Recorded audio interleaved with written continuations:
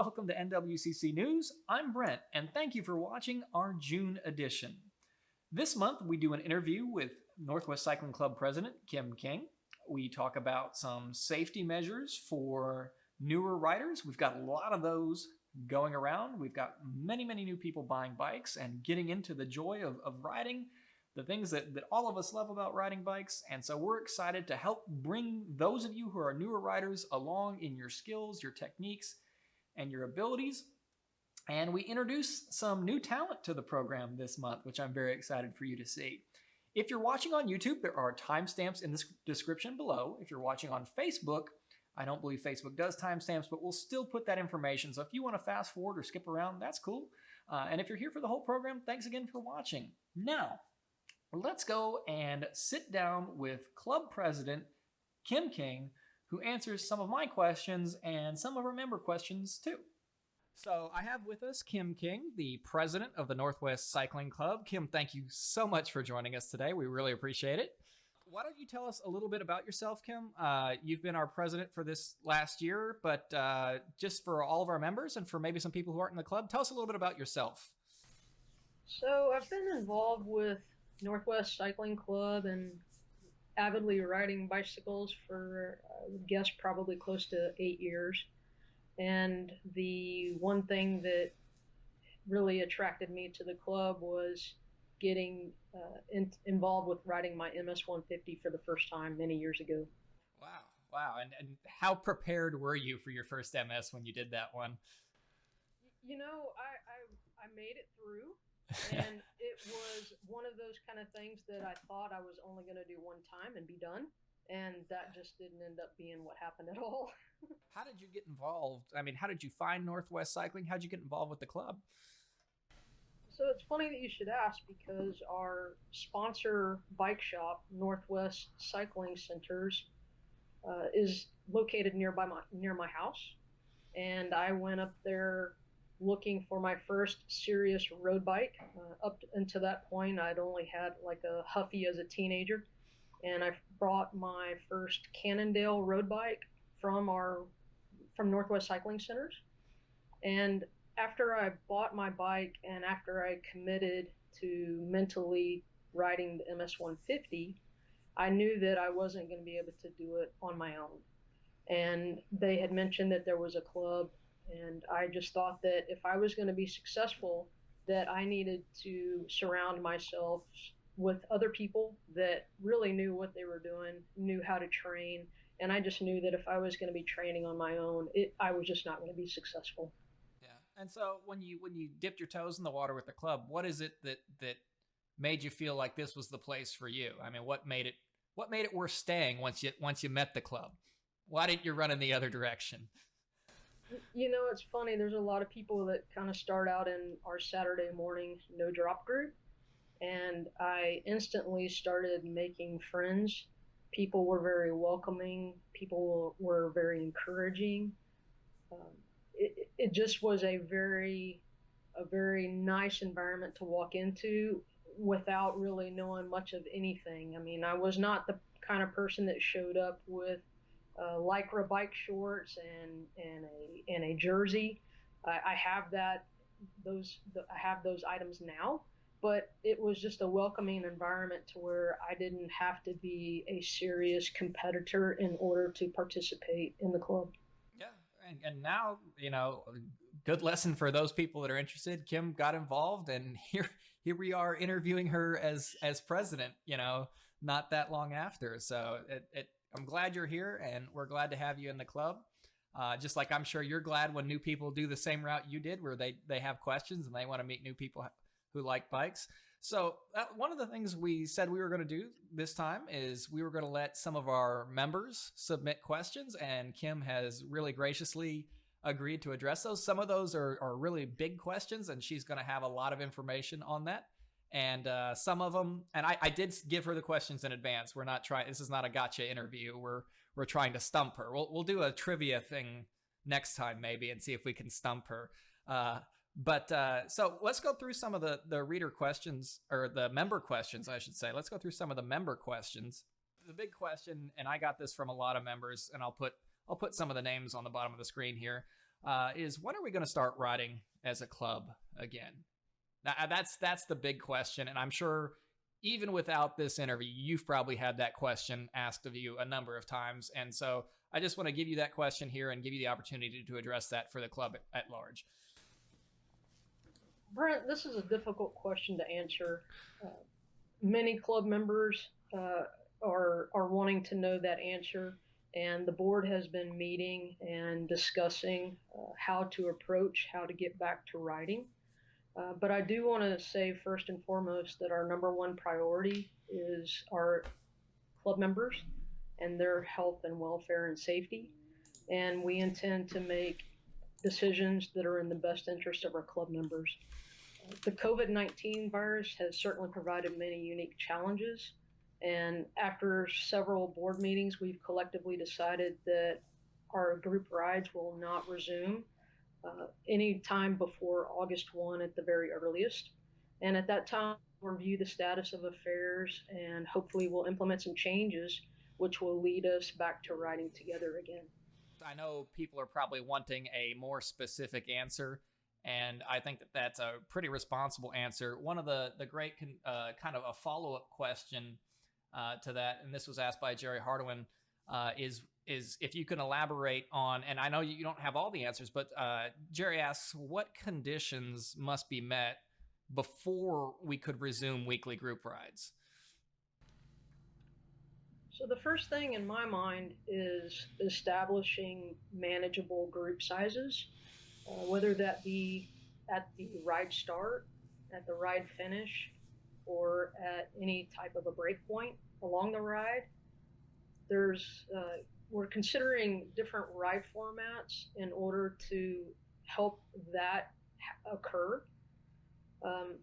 Another thing that we need to do is we need to communicate that riders will need to be more self-sufficient, whether they bring their own water bottles, their beverages, their own snacks. I think that our normal routine of providing snacks and beverages on Saturday mornings, it will probably not continue once we start riding again, just again to try to keep everyone safe. But primarily manageable group sizes, understanding self-sufficiency, and getting our ride leaders back involved. Currently, we have many ride leaders right now that are not willing to lead a club ride due to their own personal risks, their own personal views, and self-protection for those in high-risk categories. All right, Kim. So another question that we had is, and this is from Karen Dowds, how do you see Northwest Cycling Club changing as a result of COVID, or when we do begin riding again post COVID-19? What are some of the changes you think are going to be present in the club? So right now we've temporarily suspended our face-to-face club meetings, our face-to-face board meetings, and our club rides. But again, getting back to group riding again, we are considering different ride formats, such as staggered start times. We are considering multiple start locations, and we're also considering riding in smaller groups, possibly limiting group size up to possibly 10. We are avidly following USA Cycling recommendations, and USA Cycling recommendations can be found on their website, on their main landing page of usacycling.org. At the very top of their landing page, they have a link to COVID-19 resources. There are some group riding information that's posted there. There's a rider's checklist that's posted there. And I highly recommend for everyone to review those documents. There's even a webinar that is posted as well. And that's a lot of very good information we will be following. And then this question comes from Mark Frazier, and this is kind of following on what we had on the program last month with Troy. And so Mark wants to know now, with Katy Flatland being canceled, additionally following on BBX, Bluebonnet Express, being canceled earlier in the year, what's the financial situation with the club, and are we planning any other fundraisers to compensate for that? Can you just talk a little bit more now that things have, even since we talked to our treasurer last time, we've had some updates and changes. What's the current situation with the club financially as you see it? So at the moment, there's no plans for any additional fundraising events this year. The current environment has been very unpredictable, forcing many planned events to cancel as their event date approached. And I don't honestly feel comfortable right now spending club money to prepare for a fundraising event, not knowing whether or not that event would even be able to happen. So just know that NWCC right now is solid, that we are cutting costs in various places, as well as decreasing the spending for our club operations. Unfortunately, we're not going to have a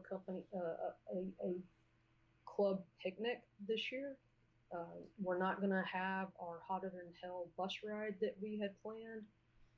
We're just not going to have some of those events that we normally have. So as a result of that, we're not going to be spending the money. But financially, we are solid. And the one thing that we do want to emphasize to people is that we are going full steam ahead with our Christmas party.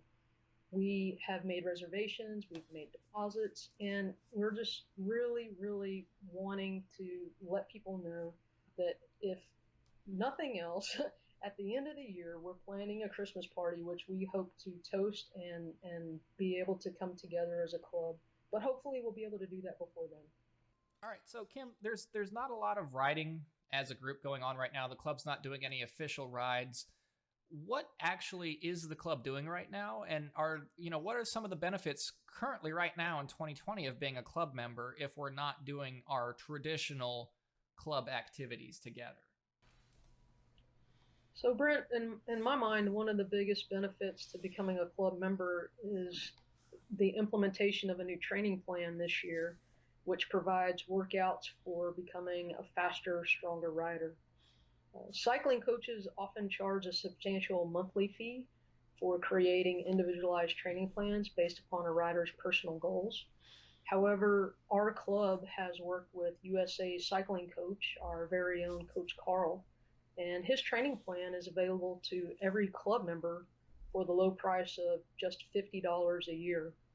And when you become part of this training group, you will receive 12 months of structured workouts to be done on your own time, whenever it's convenient with your schedule. And really, all that's needed is a cadence, a speed sensor, and a bike to get started. And you can ride indoors or outdoors, it's your choice. But I will guarantee you that Coach Carl's methodology works. Just ask anyone on the junior race team. And that's not something he just puts together and then hands it to you and says, see you in a year. I mean, he's willing to work with people, talk to them about it, give them feedback. He's even doing, online rides with people right now. It's a pretty immersive program. I know you've done some of them.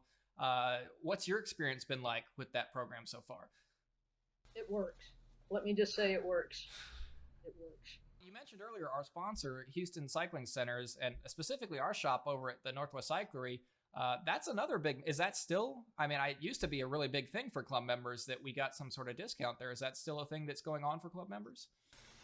Yes, if you are a club member, then you will receive a 10% discount on accessories, whether it be tubes and whatever other tires, whatever that you need for your bike, as long as it's not on sale. The discount doesn't apply to sale items. Where do members go to find out about what's going on in the club currently?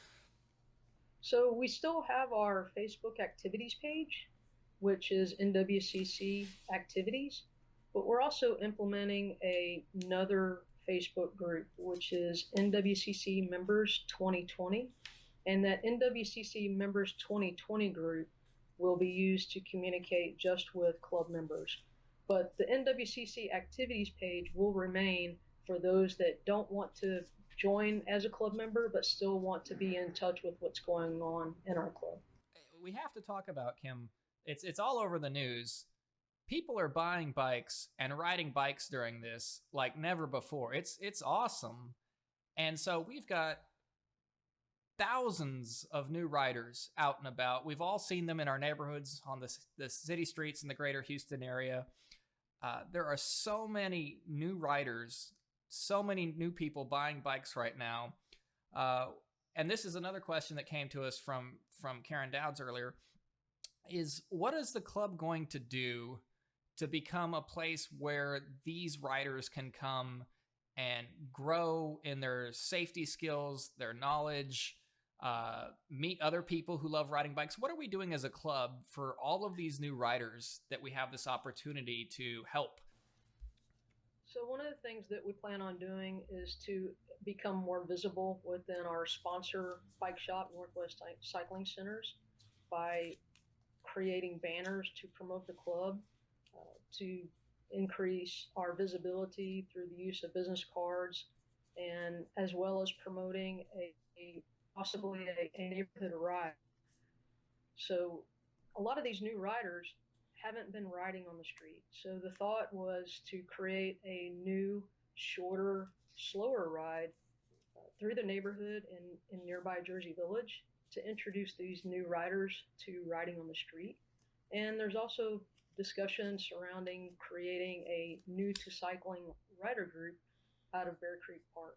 Those are just some of the ideas that we've discussed at this time. Another thing that we're considering doing is bringing back our 12 to 14 mile an hour group on our Saturday morning ride. That would also be welcoming to new riders that aren't as advanced to some others. So again, it's another way to welcome new riders. Okay, Kim, thank you. That kind of does it for most of our questions. Before I get to the final two very serious questions, of course, very serious, is there anything that you still want to say that I missed, that any other statements you want to make about the club or anything like that? Yes, Brent, I did want to mention that another one of the benefits for joining the club is we're really focused towards keeping our club members safe. And whenever we do get back to riding again, we are going to be focusing on maintaining smaller groups. And with that in mind, we are going to be focusing on our members. So we're going to be maintaining smaller group riding sizes, and those club members are going to be invited to those groups in order to manage the group size. And you're talking about when it's safe to get back riding again. That's what the club is going to do. Correct. Okay. All right. Now the really important stuff, Kim. I got two questions for you, and you're going to have to think long and hard about this first one. When is the last time you tried to jump a curb on a bike? Ooh, it's probably wasn't that long ago. Oh, I was going to say, did we have to go back to that Huffy you talked about? I mean, how far back are we going? No, it's funny, Brent, because with the stay-at-home order, I have been riding my mountain bike, and I have been my road bike, and I have been having a little bit more fun with the mountain bike by just doing just that. I've gone on some mountain biking trails, so I've gone over some routes, I've gone down in some ravines, I've gone on dirt, so it wasn't necessarily probably a curb, so to say, because I don't have curbs in my neighborhood. However, I have been going off-road and okay, nice. Letting the inner kid out. I love it. All right, and the last question, and this one you can define any way you want. What is the worst, and again, you can define worst any way you want, worst meal you have allowed yourself to eat during this whole COVID pandemic? Did you have like saltines and butter? Like what is the worst meal you've allowed yourself to have this entire time? Oh, I don't even know what that would be, honestly. You can just take one look at me, Brent, and you can tell that I eat pretty healthy pretty well. I don't miss a meal. All right. Well, Kim, we appreciate you being here. We're really thankful for what you're doing as president of the club. Thank you for taking the time today. We really look forward to doing this with you under better circumstances in the future. But thank you so much for being with us. Thank you, Brent. And again, I just want to thank the NWCC club members for heeding our guidance, for staying safe, And I also want to thank the board for meeting as scheduled, for taking their time out of their day to continue to meet, to work through some of these discussions, implement some new policies. And again, everybody is working for the betterment of the club. And thanks to you all. All right, thank you to Kim, our club president, for taking some time out to share with us, to answer some questions, to let us know what club leadership is doing going forward, and to prepare us for what it will be like when we're allowed to get back together and do these group rides, what the club support will look like. And one thing she did mention was the club is going to take more interest and more of an active role in recruiting these new riders. We've seen so many bikes being purchased. We see new riders in the neighborhoods, and those are the type of riders that we haven't necessarily always catered to. When most people think of Northwest Cycling Club or cycling clubs and teams in general, that type of rider probably isn't what they think of. What they probably think of is something more like this. So my FTP is up like a watt a kilo this season, which is kind of a big deal. I'm going to do some sweet spot, dropping some watt bombs. Not getting anything like VO2 max before the next stage race, but dropping some watt bombs. You know, got my nutrition dialed in and big watts. Feeling pretty good. I like that guy. He's cool. He's good looking. Nice rider. But that's not the type of rider that we're interested in right now. Let me introduce you to somebody who is that type of rider. This is my wife, Lainey. Hi. I love riding bikes, but I don't ride bikes the way you guys do on the roads. I typically like to ride them around the neighborhood and on the trails. Yeah, and so one of the things that we've noticed with a lot of new riders, we've noticed some skills that could use improvement. Lainey, what are some of the things, or what's one big thing that we can start with today for our newer riders that we can help them improve on? That would definitely be how to wear a helmet the right way. Yeah. I see way too many times where children aren't wearing their helmets the right way, and that could be potentially dangerous. Yeah, not just children, adults too. And I think we've got a volunteer to help us learn the right way to wear a helmet. Let's go take a look. All right, so we've got our volunteer here, River. River, can you say hi? Hi. Hi. And River's going to show us the proper way to wear a helmet. All right, so we're going to put this bike helmet on you, River. How do you feel about that? You like your helmet? Yes. Okay. So this is how we see a lot of people putting their helmets on their kids. River, is this the right way? No. No, that's not the right way.